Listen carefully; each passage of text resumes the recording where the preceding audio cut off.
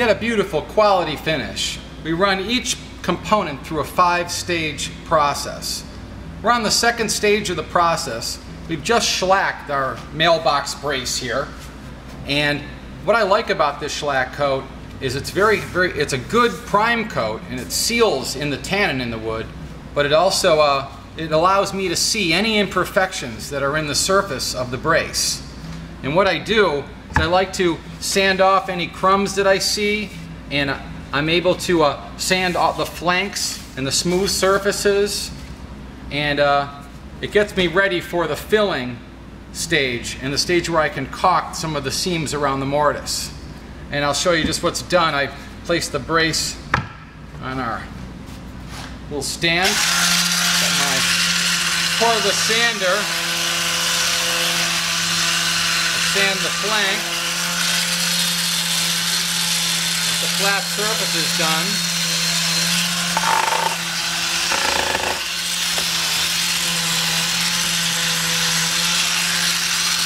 Very good. What I want to achieve is a beautiful, smooth surface for the oil primer that's going on next.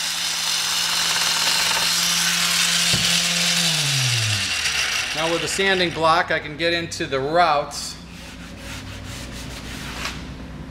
Get any crumbs out of there.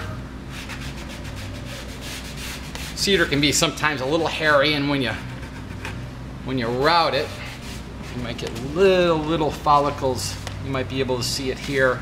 I'm going to take that one off. Very nice.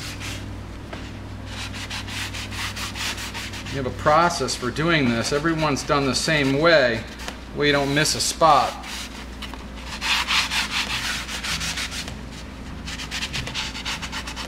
Very good. Now I can dust this off and get it ready for the next phase, which is the filling stage. Very good. There's our mailbox brace ready for filling.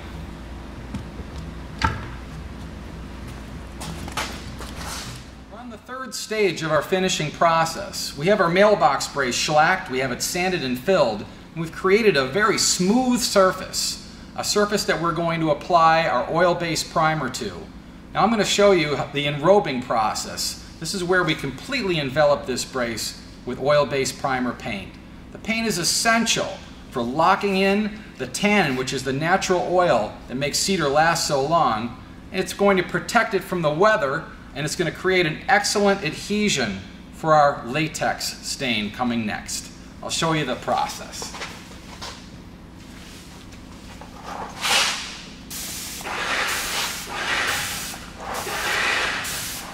We do it the same way every single time. It's consistent. This way we get total coverage.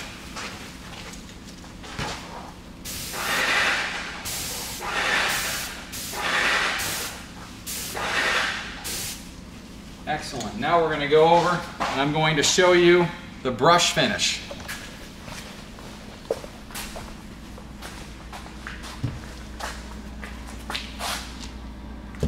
We call this the Yankee waltz. It's like a dance. We do it the same way every time. It creates a consistent product, and it guarantees coverage. And it gives you an old-fashioned Yankee style finish. Hand-painted finish.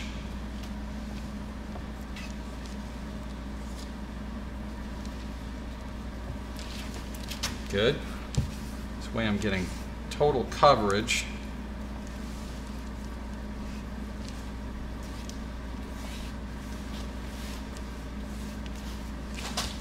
Good. Flipping it around, doing the other side.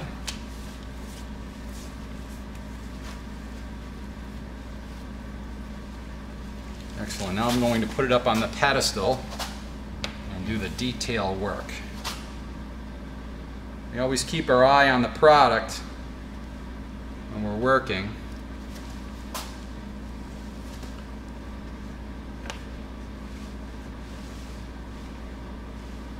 Very Good. Just stay to the pattern.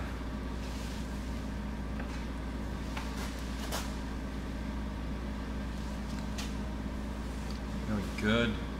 Keeping our brush strokes essentially going with the grain of the wood.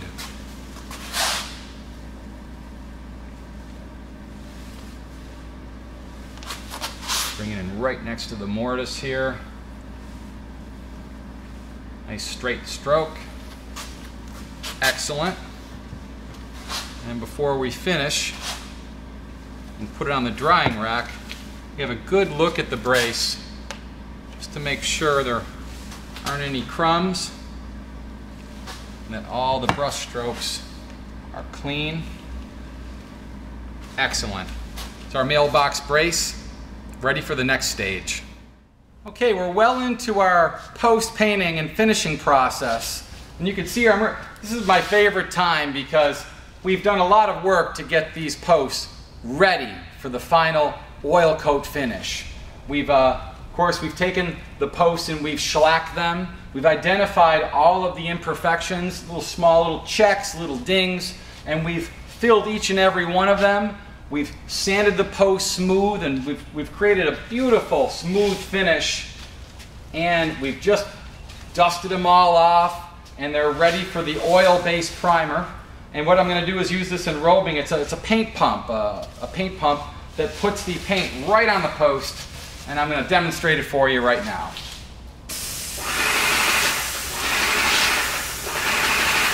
I'm going to come up the other way here, ensuring total coverage of that side,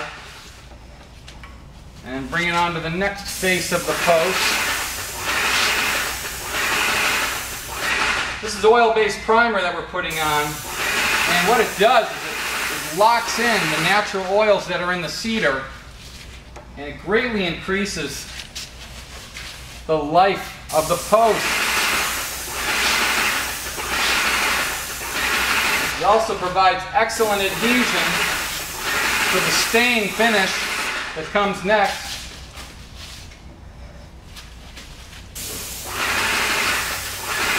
Kind of moving along here and applying the paint.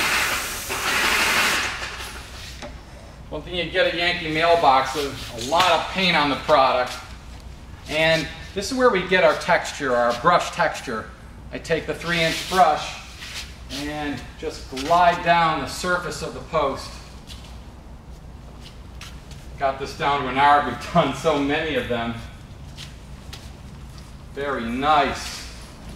And what I'm doing is got my brush strokes going in the direction of the grain of the wood.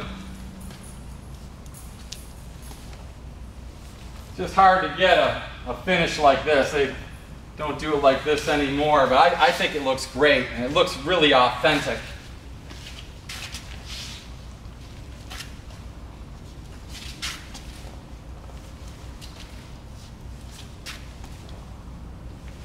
I'm always watching the product, ensuring that there's no drips.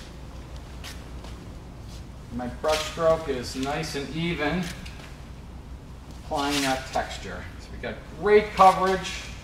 We got great coverage on the post, and we have a beautiful brush texture.